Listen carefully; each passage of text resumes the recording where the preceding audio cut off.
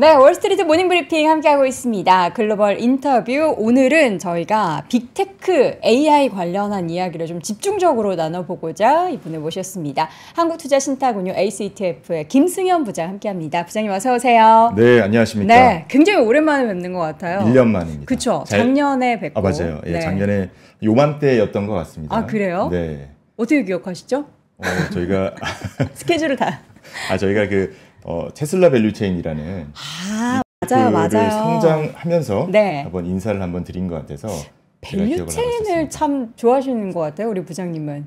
네. 밸류체인도 좋아하고 빅테크도 좋아하고. 네, 그렇습니다. 자, 오늘 이야기를 본격적으로 나눠볼 주제가 지금은 테크 시대. 네. 예, 지금은 소녀 시대가 생각나는데, 네. 지금은 정말 테크 시대죠. 그러니까 투자도 테크고 우리가 이제 여러 가지 4차 산업혁명 들어와서 이 얘기를 정말 많이 했는데 네. 지금은 테크 시대고 앞으로도 테크 시대잖아요. 네, 맞습니다. 네. 저희가 이렇게 연도를 예상할 수는 없습니다만 그래도 어떤 새로운 것이 나온다 하더라도 앞으로 계속 테크 시대가 이어질 것으로 생각하고 있습니다. 네. 자, 그렇다면 우리가 이제 테크 시대를 맞이해서 사실 그동안에 올랐던 종목들을 보면은 정말 일부 쏠림 현상이 정말 많이 발생했다라고 할 정도로 M7 종목 중에서도 5개 종목만이 엄청난 주가의 강세를 보였잖아요. 네. 그만큼 그 집중하는 투자가 정말 중요했던 시기가 쭉 연출이 됐었던 것 같은데 앞으로도 과연 이럴까요? 아마 그 얘기를 지금부터 말씀드리려고 하는데 많은 분들이 그래도 아마 동의를 하실 것 같습니다. 엔비디아라든지 마이크로소프트 아니면 구글, 애플 이런 종목들이 이젠 단순히 하나의 종목이 아니죠. 어떻게 보면 그 산업을 대변하는, 그러니까 종목이 결국 이 산업이 된 그런 시대가 왔다고 생각을 하기 때문에 어떻게 보면 집중이라고 할 수도 있습니다만 결국 1위 종목에 대한 경쟁력이 더욱더 강화된다라고 저희가 말씀을 드릴 수가 있을 것 같습니다. 네, 1위 종목 하면 사실 지금 최근에 가장 1위 종목은 엔비디아죠. 맞습니다. 예, 엔비디아와 그 친구들이 네.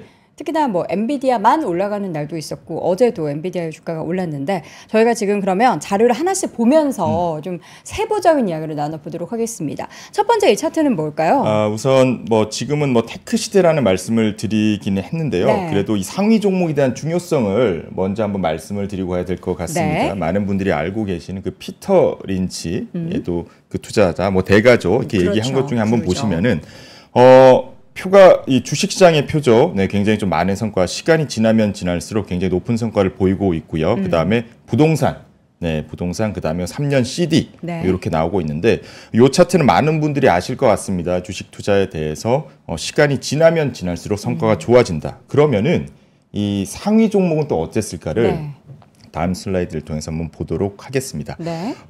맨 위에 있는 게 바로 이 수피리어 스탁이죠. 이렇게 상위 종목에 대해서 주가표인데 이전 페이지에 있는 스탁마켓보다 훨씬 더 위에 있는 것을 볼 수가 있습니다. 그렇죠. 많은 분들이 하시는 것처럼 이 대형주, 그다음에 대형 우량주에 대한 투자가 전체 주식시장보다 훨씬 더 좋은 결과를 나왔다라는 것들이 바로 과거의 몇십 년 동안의 이런 레코드를 통해서 저희도 충분히 알 수 있다. 이렇게 저희가 볼 수가 있을 것 같고요.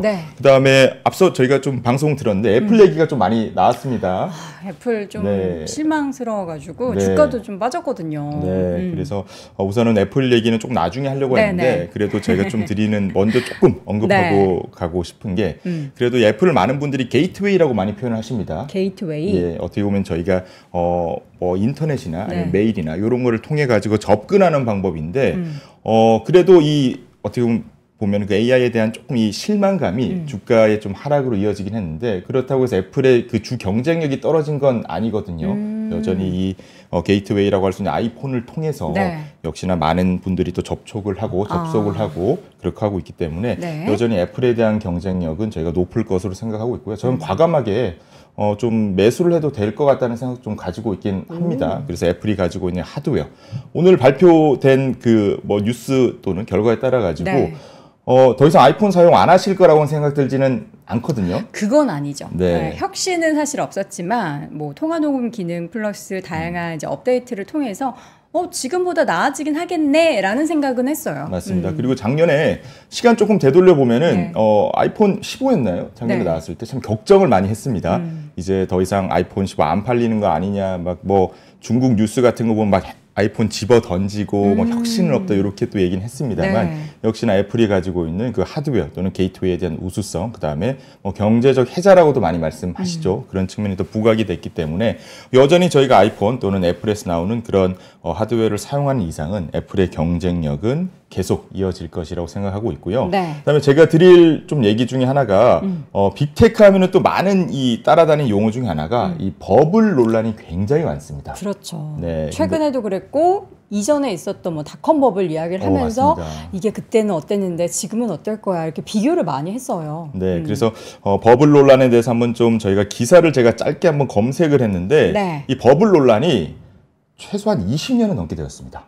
20년간 지속이 됐던 네, 기술주 버블 논란. 그래서 뭐 기사 하나씩 보면은 2021년에도 뭐 버블이란 얘기도 많이 나왔었고요. 그 다음에 2022년 6월 뭐 기술주 10년 지배는 끝났나 뭐 이런 얘기도 있었고, 그 다음에 뭐 훨씬 더 이전 시기를 보더라도 닷컴 버블, 기술주는 끝났다. 네, 요런 얘기도 많았고, 뭐 2017년도 요런 얘기, 이때는 뭐 버블 뭐 이전한 얘기도 있었습니다만 반대로 버블이라는 얘기도 굉장히 많았습니다. 그렇기 때문에 결국은 이 기술주 논란, 이 버블 논란은 어느 정도 이어질 수밖에 없습니다만 그래도 이 애플이나 아니면 다른 이 빅테크 기업들이 가지고 있는 경쟁력, 이러한 평가 방법 같은 게 이 과거의 제조업을 통해서 하는 것과는 비교가 안 되기 때문에 이 얘기에 대해서도 저희가 좀 살펴보도록 하겠습니다.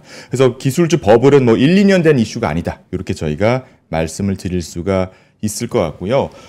그러면 한 5년 전 한번 보도록 하겠습니다. 네. 요 책은 저희가 이 돈은 빅테크로 흐른다라는 책입니다. 오른쪽에 저자인 아담 시셀이라는 네. 분인데 요분 사실 한국에 오셨어요. 언제요? 한 2, 3일 됐습니다. 그래요? 네, 지난주 금요일에 오셔가지고 네. 어제 광화문 교보문고에서 네, 저 책 갖고 왔는데요. 요 사인 책. 받으셨어요?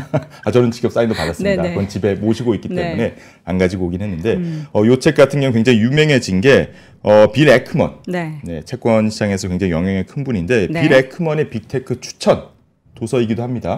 예, 맨 뒤쪽에 보면은 빌 에크먼의 이 추천사까지 나올 정도로 네. 어떻게 보면 빅테크 투자에 대해서 이 새로운 관점, 과거의 제조업을 가는 그런 밸류에이션이 이제 더 이상 무의미하다.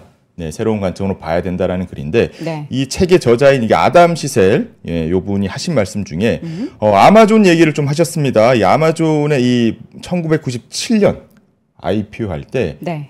P라고 하죠. 이 배수가 211배. 네. 네, 근데 그 당시 S&P 500이 22배, 한 10배 정도는 비쌌습니다. 네네. 네, 그래서 아마존에 처음에 상장할 때부터 늘 비싸다라는 얘기가 굉장히 많았는데 지금 나오는 결과는 역대 최고가를 네, 갱신을 하고 있죠. 그래서 결국 이 테크 주식이 비싸다라고 생각하시는 분은 아마 투자를 거의 안 해보신 분일 수도 있습니다. 네. 그래서 이러한 과거 이런 밸류에이션보다는 결국은 미래에 대한 가치, 그 다음에 테크 주식의 이런 새로운 산업에 대한 투자라고 네. 봐주시면 될 것 같습니다. 네, 그러한 변화가 이제 시가총액 순위에서도 드러나고 있습니다. 네. 자, 지난 10년 전과 또 최근에 시총의 그 변화를 보면은 확연하게 테크 종목들이 훨씬 더 많이 비중을 차지하고 있죠. 네, 맞습니다. 네. 저 이 표를 조사하면서 굉장히 놀랐는데요. 네. 한 10년 전을 좀 보도록 하겠습니다. 왼쪽에 보시게 되면 한 10년 전, 네, 한 2014년 5월, 제가 네. 2014년 뭐 하고 있었죠? 네, 굉장히 좀 어렸을 때인데. 10년 전. 네, 10년 전에 보게 되면은 글로벌 전체 시총 중에서 10개 중에서 한 3개 정도만 네, 빅테크, 테크주. 네, 테크주였는데 오른쪽 네, 5월 말 정도 되면은 와. 한 7개 정도 뭐 테크 또는 뭐 AI 또는 네. 반도체 범테크라고 한번 조금 보게 되면은 10개 중에서 한 7개 네, 정도가 테크로 가고 있습니다. 그래서 근데 제조업을 버크셔 넘어서 해서웨이도 지분 많이 들고 있으니까 뭐 반테크 정도는. 반테크라고 볼 수 있죠. 네. 네. 테크를 조금 네. 이렇게 한 달이 걸쳤다 그쵸, 이렇게 그쵸. 볼 수 있고 네. 10위권 밑에 있는 종목들 같은 경우 뭐 테슬라도 있고요. 다른 종목도 많기 때문에 역시나 지금은 이렇게 기술주 뭐 제조업을 넘어서 테크주 또는 네. 기술주의 시대라는 것을 아마 부인하는 분은 안 계실 것 같습니다. 네. 이어서는 재미난 또 순위를 가지고 오셨는데 세계 부자 순위로 보면 기술주 시대. 맞습니다. 뭐 오너나 네. 주식을 많이 가지고 계신 분들의 순위군요. 네, 맞습니다. 제가 아까 말씀드린 이 돈은 빅테크로 흐른다의 이 원 제목이 바로 Where the Money Is. 네, 돈은 과연 어디에 있냐인데 네. 왜 이렇게 빅테크가 잘 될까라는 걸 조금 이렇게 살펴보다가 좀 재미난 게 있더라고요. 세계 부자 순위로 보는 테크 뭐 기술주의 시대라고 네. 했는데 2014년 5월이죠. 한 10년 전입니다. 그때 보면은 부자들 뭐 빌 게이츠부터 해가지고 뭐 카를로스 슬림 헬루 패밀리, 네 아마 뭐 이쪽 뭐 가족인 것 같습니다. 아만시오 오르테가, 네, 스페인 분이죠. 네, 자라의 CEO인데. 네. 요런 분들이 상위에 있었어요. 네. 그래서 뭐 텔레콤, 자라, 그다음에 뭐 워렌 버핏은 계속 위에 있었죠. 우리 버핏동께서도 많이 밀려나셨네요. 좀 많이 밀려났습니다. 네. 그다음에 월마트, 뭐 카지노 요런 기업들의 CEO나 창립자분들이 위에 있었습니다만 지금 보게 되면이 네. 이 버나드 아놀트, 네, LVMH의 뭐 회장. 창립자죠. 요 분을 제외하고는 워렌 버핏은 10위까지 밀렸습니다. 네. 네, 2위부터 9위가 바로 테크 관련된 CEO 아니면 이전에 뭐 지분을 갖고 있었던 창업자, 창립자입니다. 실제로 현업에 계시는 분도 있고요. 진작에 은퇴한 분도 꽤 됩니다. 네. 은퇴하고 지분율이, 요 분들은 지분율이 LVMH 회장님은 지분율이 한 48% 정도 되세요. 네. 뭐 지분을 굉장히 많이 갖고 있죠. 근데 나머지 분들 같은 경우는 사실 지분율이 이렇게 높지는 않습니다만 10분 중에 한 8분 정도 이렇게 테크 관련된 분들인 걸 보면은 정말 이 돈이 결국 이 테크로 흐를 수밖에 없고, 그래서 전 세계 천재들이 결국 테크 또는 빅테크로 흐를 수밖에 없다. 이렇게 저희가 보고 있습니다. 네, 젠슨 황은 아직은 순위 그 10위권 안에는 못 들어오셨네요. 5월 말이기 네. 때문에 뭐 조만간 좀 지금 더 위에 보니까 오시지 17위에 않을까? 등극하셨다고 최근에 네. 한 2주 전 기준으로 보면은 네, 17위에 지금 랭크가 되어 있다고 합니다. 네, 조만간 뭐 10위권 안에 들어가시지 않을까? 시간 문제겠죠. 네. 예. 지금 사실 테크의 시대를 계속해서 걸어오면서 관련한 투자 여러분들 많이 하고 계시는데, 지금 숫자로도 보실 수 있듯이 여러분들이 그 체감하고 있는 게 실제로 시장에서도 당연한 것으로 지금 받아들여지고 있습니다. 그런데 이제 우리가 그 테크라고 하면은 이제 테크놀로지의 테크잖아요. 네. 그 기술이 정말 중요한 건데 네. 그 기술 혁신이라는 것이 사실 뭐 최근에 몇 년 사이에 갑자기 일어난 게 아니라 네. 누적돼서 쫙 펼쳐지다가 지금 이제 터지는 거잖아요. 네, 맞습니다. 네. 차트를 통해서도 지금 여러 가지 기술 혁신에 대해서 저희가 준비를 해봤는데, 네. 아까는 제가 뭐 주식시장 현황, 그 다음에 이 부자들, 네. 이분들 통해서 봤는데, 사실 저희 일생생활 주변을 보더라도 이 테크 혁신이 굉장히 저희 가까이 와 있죠.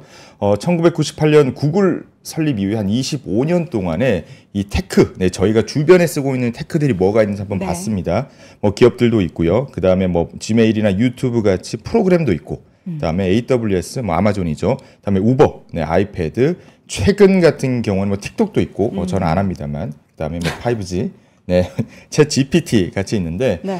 단순히 이렇게 뭐 부자들 순위 또는 시총 순위만 보더라도 알 수 있지만, 이렇게 우리 삶의 테크가 중심이 되고 있기 때문에 이 테크 시대라는 말이 결국은 그 일상이 좀 되지 않나? 네. 최소 5년, 10년, 20년 동안의 이 테크 시대는 앞으로 지속될 수밖에 없다. 저는 이렇게 생각을 하고 있습니다. 자, 그러면 이제 앞으로도 지속될 그 시장 속에서 우리는 이제 투자를 어떻게 해야 되는지를 네. 이야기를 나눠볼 텐데, 네. 어떤 전략이 필요할까요? 네, 우선은 그 네. 빅테크에 대한 투자는 저희가 계속 유효하다고 생각을 하고 있습니다. 네. 근데 요즘은 지금 말씀드린 것처럼 이 각 종목, 뭐 상위주가 이제는 산업이 되고 있다라고 저희가 판단을 하고 있습니다. 그래서 엔비디아 같은 경우는 반도체 또는 AI 반도체죠. 그 다음에 마이크로소프트, 네, 생성형 AI를 좀 대변한다. 저희가 이렇게 보고 있고요.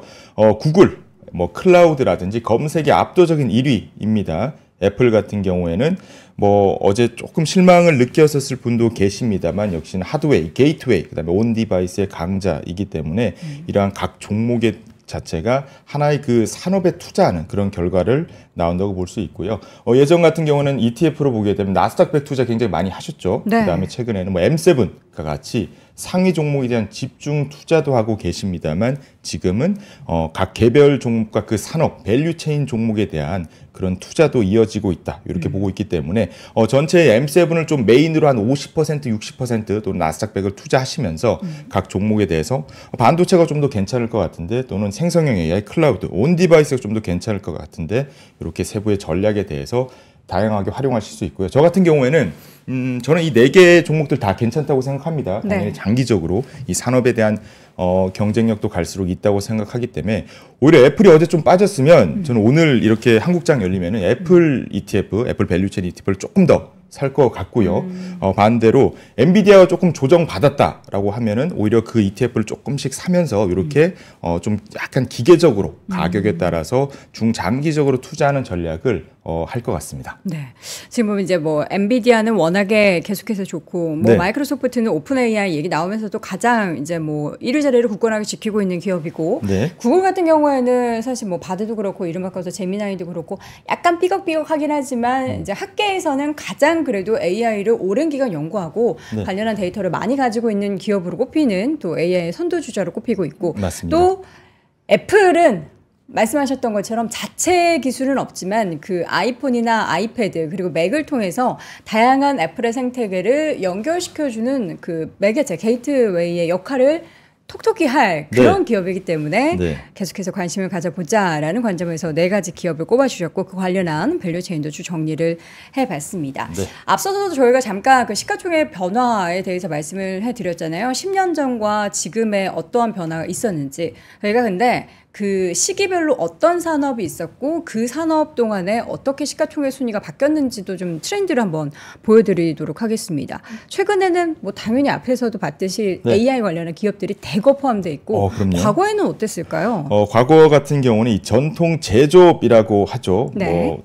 뭐 모바일 엑스모빌이라든지 뭐 GM, 월마트, AT&T, 코카콜라 네. 이런 기업들이 많았습니다. 근데 코카콜라도 굉장히 좋은 기업이긴 합니다만은 애플과 제가 감히 조금 비교를 해보자면 코카콜라는 물론 이렇게 다이어트 콜라, 뭐 제로 콜라가 나오긴 했습니다만 코카콜라에 대한 자체가 바뀌진 않거든요. 그렇지만 애플 같은 경우에는 뭐 15, 16 아니면은 또 다양한 하드웨어가 나오기 때문에 이런 것들 보면은 결국 이 AI 시대에 맞춰 가지고 이 빅테크 기업이 훨씬 더 높은 경쟁력을 가지고 있다. 이렇게 보게 되고요. 네. 그다음에 뭐 가치주의 시대도 좀 있었고 그다음에 드디어 90년대 후반, 10년, 그다음에 2010년 초반 되면서 인터넷 시대가 나왔습니다. 그다음에 저희가 음영이 되어 있는데 플랫폼 시대, AI 시대에 오면서 빅테크 기업들의 순위가 상위로 이렇게 올라가는 것을 저희가 볼 수가 있죠. 그래서 이 기업들의 시총을 합하게 되면은 24년 동안 21배, 21배가 증가를 한 것을 저희가 볼 수가 있습니다. 네. 그래서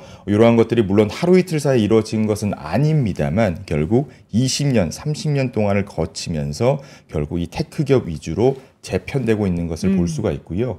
AI 시대가 오면 올수록 결국 가장 큰 수혜를 받는 것은 역시나 이 빅테크 기업으로 저희가 확신하고 있습니다. 네. 다음 차트를 한번 보겠습니다. 그래서 그 빅세븐 종목들의 영향력은 계속해서 커지고 있는데 얼마나 커지고 있나 봤더니 지금 붉은색 선을 여러분 보시면 돼요. 네. 빅테크 종목들이 나스닥백 대비해서도 엄청나게 아웃퍼폼을 하고 있습니다.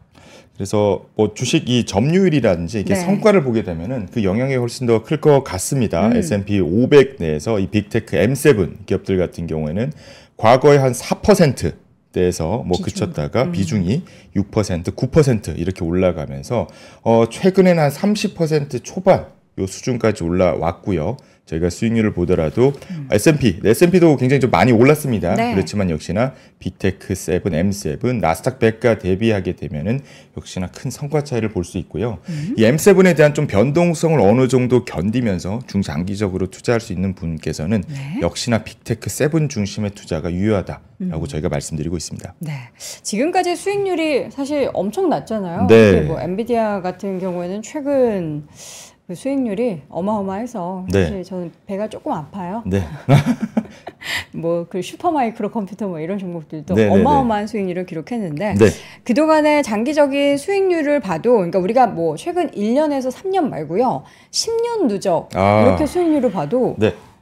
어마어마한데요. 어마어마합니다. 네. 네. 그래서 이걸 아마 이렇게 차트로 보는 것도 좀 와닿으실 것 같은데 제가 표로 네. 한번 좀 준비를 했는데요. 엔비디아부터 마이크로소프트, 구글, 애플, 그다음에 M7, 네. 나스닥 100, 나스닥 100. 네, S&P 500 이렇게 했는데 엔비디아 1년에 223%. 뭐 예, 네. 그렇죠. 네, 그다음에 마이크로소프트, 구글, 애플 요 종목들도 그렇고요. 네. 그래서 장기 수익률은 더합니다. 네, 10년. 33,000. 네, 33,000. 그다음에 10년 평균 수익률도 네. 나쁘지가 않아요. 나쁘지가 않은 게 아니죠. 저건 엄청납니다. 훌륭한 거죠. 상장 이후의 수익률은 29만 4,874. 네, 어마어마합니다. 제가 초반에 말씀드릴 때 아마존 1997년도에 이렇게 IPO 했을 때 뭐 한 220배 정도 피가 나왔는데 네. 그때 비싸다는 얘기가 역시나 있었지만은 결국 상장 이후에도 뭐 관련 빅테크 종목들의 수익률이 어마어마하다 이렇게 좀 말씀을 드릴 수가 있을 것 같고요. 네. 그래서 종목 선택도 굉장히 어렵습니다만 결국은 미국 빅테크 상위 종목에 대해서 장기 투자는 의심하지 않으셔도 된다라는 것을 저희가 알 수가 있고 만약에 투자하시지 않으셨으면은 우선 한 주라도 그쵸. 우선은 한번 네. 매수를 해보시길 저희가 좀 말씀을 드리고 있습니다. 사실 근데 이렇게 많이 올라가지고 네. 부담이 될 수 있어요. 그리고 그럼요. 한 종목 특히나 뭐 엔비디아가 임면분할하기는 했지만 네. 그 종목 하나, 뭐 애플 지금 조금 떨어져 있다고는 하지만 혹시 또 더 떨어지면 어떻게 이런 마음에 좀 네. 그렇게 분산해서 투자하시기 어려우신 분들은 이런 종목들을 모아둔 ETF는 많으니까 그런 선택을 좀 해보시는 것도 좋을 것 같고. 네. 근데 또 아무거나 고르면 안 돼요. 맞습니다. 다 오르는 건 아니잖아요. 네, 저희가 말씀드리는 게 빅테크가 또는 테크가 무조건 좋다는 말은 절대 아닙니다. 그쵸. 그래서 이 고프로, 네, 고프로요? 고프로 저희 이렇게 촬영하는 거, 네. 아시죠? 그 네. 고프로 같은 경우도 한 2014년 요때 저희가 상장하고 나서 굉장히 주가가 많이 올랐죠. 그렇지만은 이후에는 요렇게 주가가 굉장히 어려운 시기를 겪고 있습니다. 네. 그래서 저희가 테크주들이 무조건 오르는 건 아니다. 그래서 아마 요때 사신 분들은 역시 빅테크보다는 결국 이렇게 뜨는 종목들, 갑자기 뜨는 종목들이 유효하다라고 말씀을 하실 수가 있습니다만 네. 결국 경쟁 우위가 없는 기업 같은 경우에는 아무리 테크 기업이라도 외면받을 수밖에 없다. 네. 이렇게 생각하고 있기 때문에 결국은 빅테크 그다음에 나스닥 상위 종목에 대해서의 그런 관심도는 지속될 수밖에 없다라는 것을 이 종목도 통해서 저희가 말씀을 드릴 수가 있을 것 같습니다. 네, 이제 빅테크 안에서도 근데 우리는 최근에 AI에 더 관심을 네. 많이 갖잖아요. 네, 네. 근데 AI를 그 안에서 투자를 할 때는 뭐 어떤 분류를 좀 해서 우리가 투자를 해야 될까요? 우선 제가 앞서 종목별로 말씀을 드린 네네. 것 같이 뭐 반도체도 있고요, 뭐 생성형 AI도 있고요, 아니면 뭐 온디바이스도 있고 그렇게 여러 가지가 있는데 네네. 우선은 이 빅테크가 결국은 AI를 가장 잘 활용하고 그 다음에 이러한 새로운 뭐 인프라 같은 경우도 적극적으로 투자를 할 수 있기 때문에 AI가 사실 모든 이 산업에 결국은 다 침투할 것으로 저희는 보고 있습니다. 뭐 뱅킹, 리테일, 뭐 교육, 헬스케어, 뭐 보험. 뭐 건설, 원자재 결국 다 들어갈 것으로 보고 있는데 결국은 이 하이테크, 네, 저희가 핸드폰이라든지 아니면은 다른 뭐 워크스페이스 이런 걸 통해서 결국은 이런 하이테크 쪽에서 가장 높은 활용도가 예상되기 때문에 부가가치도 가장 높죠. 결국은 이런 빅테크 중심으로 AI 산업이 이어질 것으로 저희가 보고 있고요. 자연스러울 것 같습니다. 그래서 애플이 어제 좀 발표한 게 실망스러울 수 있습니다만 우리 일상생활 플러스 그 다음에 어떻게 보면은 뭐 구글도 그렇죠. 네, 저희가 네. 업무에 또 활용할 수 있게 되면은 그 부가가치는 어마어마할 수가 있습니다. 그런 측면에서 AI를 통해서 빅테크 종목들이 가장 활용도가 높을 것이다라고 저희가 생각을 하고 있습니다. 네, AI가 앞으로도 AI 산업 내에서 빅테크 종목들이 앞으로도 주목을 받겠지만 네. 우리가 또 그 논리를 들어야지 좀 네. 수긍이 되니까 왜냐하면 그럼요. 미리 올랐기 때문에 네. 그러니까 이게 다 반영된 거는 아닐까라는 그런 생각을 할 수도 있잖아요. 네, 근데 네. 그 저력이 더 앞으로도 성장이 커질 거라는 거는 어떤 부분에 있어서 우리가 좀 생각을 해볼 수 있죠? 네, 어떻게 보면은 제가 빅테크 비즈니스가 선순환될 수밖에 없다. 어떻게 보면 너무 당연한 얘기를 한다고 생각하실 수가 있을 것 같긴 합니다만 결국 이 데이터를 보게 되면 더 확신할 수밖에 없을 것 같은데 나스닥 100 네, 기업들 중에서 저희가 빅테크의 저력 또는 빅테크의 위치를 한번 보도록 하겠습니다. 왼쪽이 한 7개 종목 정도 됩니다. 빅테크 7이죠. 오른쪽은 나스닥 나머지 93개 종목인데 제가 이 자료가 잘못된 게 아닌가라는 생각이 들 정도로 여러 번 보긴 했는데요. 전체 매출액 비중이 한 50% 육박합니다. 네, 이 7명이 7개 회사가 나머지 93개를 거의 압도하고 있고요. 네. 평균 ROE도 훨씬 더 거의 2배 가까운 수준이죠. 이 기업들이 그리고 현금이 많습니다. 네. 네, 현금이 많다는 거는 결국 나중에 재투자로 이어질 수 있다는 걸 의미를 하고 있고요. 그다음에 M&A 딜, 네, 결국은 어떤 새로운 기업들이 나오더라도 이 기업들의 이렇게 돈 맛을 볼 수밖에 없죠. 그렇기 때문에 결국은 새로운 기업이 나오더라도 빅테크의 소나기를 벗어날 수 없다 생각하고 있고 R&D, 네, 이 기업들이 참 돈 벌면은 R&D에 좀 많이 투자를 하고 있어요. 계속해서 네, 하고 있고 그 다음에 R&D만 하는 게 아니죠. 또 이 기업들이 적극적으로 자사주 매입도 하고 있고 뭐 주주 환원도 하고 있기 때문에 결국은 이런 것들이 압도적인 비즈니스 포트폴리오, 그다음에 풍부한 자금, 그다음에 이런 R&D와 M&A로 확장이기 때문에 아무리 생각해도 이 빅테크 중심의 경제는 흘러갈 수밖에 없다. 이렇게 생각하고 있습니다. 네. 저희가 이제 이유를 한번 들어보겠습니다. 왜 앞으로도 그럴 수밖에 없는지 좀 한 판에 정리를 해봤는데요. 네. 우선은 뭐 비즈니스 포트폴리오가 너무나 뭐 확실하죠. 엔비디아 같은 경우에는 뭐 차세대 반도체를 발표하면 할수록 2년, 3년 뒤에 걸 발표하면 할수록 반응이 너무 좋습니다. 네. 경쟁자가 없고요. 마이크로소프트 같은 경우도 뭐 챗 GPT, 윈도우 같은 경우도 압도적인 뭐 경제적 혜자를 가지고 있고 구글도 똑같습니다. 뭐 클라우드 같은 경우는 경쟁하고 있긴 합니다만은 압도적인 검색 1위, 그다음에 그 기업들이 가지고 있는 데이터라는 게 결국은 산업 자체가 데이터 경제로 이어질 수밖에 없거든요. 그런 측면에서는 구글이 역시나 유리하고 애플 같은 경우도 디바이스, 결국은 애플이라는 디바이스를 통한 게이트웨이를 통해서 모든 것을 접촉하고 지금은 아이폰이 가장 큰 게이트웨이인데 그 다음 게이트웨이 같은 경우는 뭐 AR, VR 기계도 있을 수 있고요. 비전 프로. 결국은 저희가 애플 기업을 중심으로 네. 이러한 것들이 나올 수밖에 없고 말씀드린 것처럼 R&D, 적극적인 M&A, 평균적으로 한 200개 넘는 기업들을 M&A를 하고 있습니다. 그냥 마음에 들면 사면 됩니다. 네. 네, 그리고 현금도 많고요. 인적 자원도 많습니다. 뭐 미국인들 같은 경우도 많은 기업들이 한국 같은 경우 의대 많이 가시잖아요. 미국 같은 경우는 네. 빅테크 기업으로 많이 입사를 하고 있고 뭐 네. 연봉도 굉장히 높습니다. 뭐 수십억을 받고 있죠. 그렇기 때문에 똑똑한 친구들이 갈 수밖에 없고 압도적인 기술력 까지도 보유하고 있기 때문에 결국 AI 산업이 가면 갈수록 빅테크가 더 유리해질 수밖에 없다. 이렇게 생각하고 있습니다. 그러면 이제 각 AI 산업을 주도하는 네. 빅테크 기업들 뭐 지금 핫한 뭐 M7도 있고 그 네. 안에서도 이제 5종목으로 추려지기도 하는데 네. 지금 보니까 4종목을 꼽으셨어요. 네. 각각의 대표되는 기업이다라는 건데 설명 좀 해주실까요? 네, 우선 AI 같은 경우 저희가 계속 말씀드리는 게 이 종목 자체가 산업이 되고 있다 말씀드리고 네, 있죠. 네. 반도체 같은 경우에는 역시나 엔비디아와 그 친구들을 중심으로 흘러갈 수밖에 없고요. 네. 그다음에 생성형 AI, 마이크로소프트, 네, 워낙 압도적이죠. 그다음에 클라우드 또는 검색은 글로벌에서 구글을 이길 수가 없습니다. 아직은. 네. 그래서 비록 AI 기술에서는 조금 더 시간이 필요하다고 많은 분들이 생각하고 있습니다만 그 활용도만큼은 구글이 압도적일 수밖에 없고요. 그다음에 온 디바이스 AI 역시나 애플이 갖고 있는 그 게이트웨이 기술력, 하드웨어 기술력, 그다음에 경제적 혜자 같은 경우 AI를 통해서 각 산업 이렇게 확장될 수밖에 없기 때문에 결국 M7 그 중에서도 이 빅테크 4종을 중심으로 AI 산업이 이어질 것으로 저희가 보고 있습니다. 네, 물론 이제 많이 올라서 부담이 된다. 네. 많이 올라서 나는 어떤 기업을 선택해야 될지 모르겠다. 이렇게 생각하실 수도 있을 것 같아서 최근에 사실 오늘 이제 우리 김승현 부장님뿐만 아니라 내일도 저희가 그 AI 산업 관련한 최근에 서적을 내신 전문가를 모시고 또 관련한 이야기를 나눌 예정이거든요. 그래서 네. 오늘 전체적으로 이제 이 시장 안에서 과연 내가 여전히 투자할 만한 먹거리가 있는가에 대한 고민을 여러분들이 하셨다면 그 부분에 대한 좀 해답을 조금씩 얻어볼 수 있는 시간이다라고 생각하시면 될 것 같고요. 그러면 이제 앞으로 우리가 투자를 할 때는 네. 한 종목만 투자하는 거는 네. 저는 사실 좀 불안하거든요. 저도 그렇습니다. 왜냐하면 네. 물론 엔비디아 좋죠. 네. 액면 분할해서 가격이 또 싸지고 네. 뭐 마이크로소프트를 선택해도 좋고 구글을 선택해도 좋은데 네.